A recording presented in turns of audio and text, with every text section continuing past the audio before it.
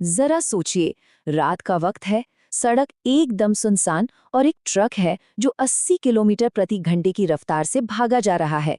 सब कुछ बिल्कुल नॉर्मल लग रहा है जब तक कि और तभी वो आवाज आती है जिसे कोई भी कभी भी सुनना नहीं चाहेगा। ड्राइवर की घबराई हुई चीख, ब्रेक फेल हो गए हैं। ट्रक अब बेकाबू है, 80 की रफ्तार से सीधा एक गहरी खाई की तरफ बढ़ रहा है। रवि के पास सोचने के लिए सिर्फ कुछ सेकंड्स हैं। अब उसकी जान एक सही फैसले पर टिकी है।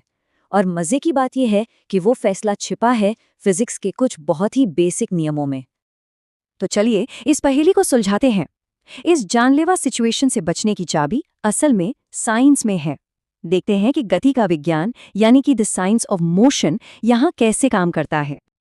देखिए, इस सिचुएशन को समझने के लिए सबसे पहला और सबसे जरूरी नियम है इनर्शिया का। हिंदी में इसे कहते हैं जड़त्व का नियम। इसका मतलब बहुत सिंपल है। कोई भी चलती हुई चीज उसी स्पीड और उसी डायरेक्शन में चलती रहेगी जब तक कोई बाहरी फोर्स उसे रोके नहीं। अब आसान शब्दों में इसका मतलब क्या हुआ? इसका मतलब ये है कि सिर्फ ट्रक ही 80 की रफ्तार से नहीं दौड़ रहा, रवि का शरीर भी ठीक उसी रफ्तार से आगे बढ़ रहा है। वो भी मोशन में है। और यही बात इस पूरी पहेली का सबसे अहम हिस्सा है।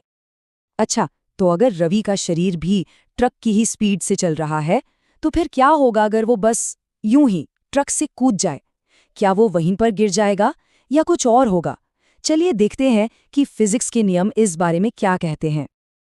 अब हम उन ऑप्शंस को देखते हैं जो शायद दिमाग में सबसे पहले आएंगे, लेकिन फिजिक्स के हिसाब से ये बहुत ही खतरनाक साबित हो सकते थे।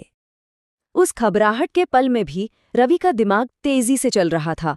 उसने सोचा, अगर मैं सीधे नीचे कूदा तो ट्रक की स्पीड तो मेरे साथ ही रहेगी। और बस यही एक सोच थी जिसने सब कुछ बदल दिया। सोचिए, अगर रवि सीधे नीचे कूदता तो इनर्शिया की वजह से उसका शरीर जमीन पर 80 किलोमीटर प्रति घंटे की रफ्तार से आगे घिसटता। कितनी भयानक चोटें आती। और अगर वो आगे की तरफ कूदता तो ये तो और भी बुरा होता। उसकी कूदने की स्पीड ट्रक की स्पीड में जुड़ जाती। मतलब इम्पैक्ट और भी जबरदस्त होता। ये दोनों ही रास्ते सीधे मौत की ओर ले जाते।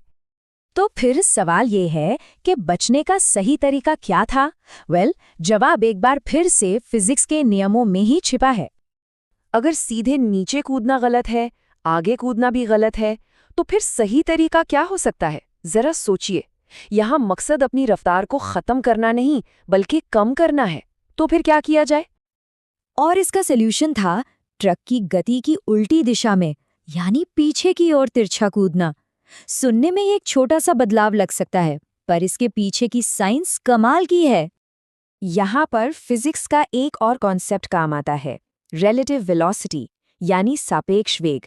जब रवि पीछे की ओर कूदा तो उसने जमीन के हिसाब से अपनी आगे बढ़ने की स्पीड को कम कर लिया। इसे ऐसे समझिए, मान लीजिए ट्रक 80 की स्पीड से आगे जा रहा है और रवि 10 की स्पीड से पीछे की तरफ कूदा, तो जमीन से टकराते वक्त उसकी असल स्पीड 80-10 यानी 70 रह जाएगी। इम्पैक्ट का असर काफी कम हो गया। पर रुकिए, कहानी यहीं खत्म नहीं होती।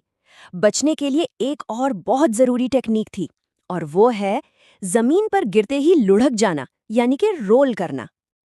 अब रोल करने से होता यह है कि टक्कर का जो फोर्स है वो शरीर के किसी एक हिस्से पर एक साथ लगने के बजाय पूरी बॉडी पर और थोड़े ज्यादा समय के लिए फैल जाता है। इससे किसी एक जगह पर जो जोरदार चोट लग सकती थी उसकी इंटेंसिटी बहुत कम हो जाती है। तो आखिर में ये कहानी सिर्फ हिम्मत की नहीं है, ये कहानी इस बात की है कि कैसे साइंस की समझ ने सच में एक जान बचाई। चलिए इस पूरी घटना को फटाफट एक बार फिर से देखते हैं। पहले ब्रेक फेल हुए, फिर रवि ने फिजिक्स का इस्तेमाल करके सिचुएशन को समझा। उसने पीछे की ओर छलांग लगाई और जमीन पर गिरते ही रोल किया, और नतीजा, ट्रक खाई में समा गया। लेकिन रवि सुरक्षित था। तो इस कहानी से 3 जरूरी बातें हमें सीखने को मिलती हैं। पहली, इनर्शिया, ये हमारे शरीर को गाड़ी की ही स्पीड पर रखता है। दूसरी, रिलेटिव वेलोसिटी, इसका इस्तेमाल करके हम जमीन से टकराने की रफ्तार को कम कर सकते हैं। और तीसरी, रोलिंग, ये टक्कर के फोर्स को फैलाकर बचने के चांस को बढ़ा देती है। और अंत में यह एक बहुत गहरी बात है जिस पर सोचना चाहिए। कभी-कभी जान बचाने के लिए विज्ञान को समझना, हिम्मत दिखाने से भी ज़्यादा ज़रूरी हो जाता है। फिजिक्स सिर्फ किताबों के लिए नहीं है, ये असल जिंदगी के लिए है।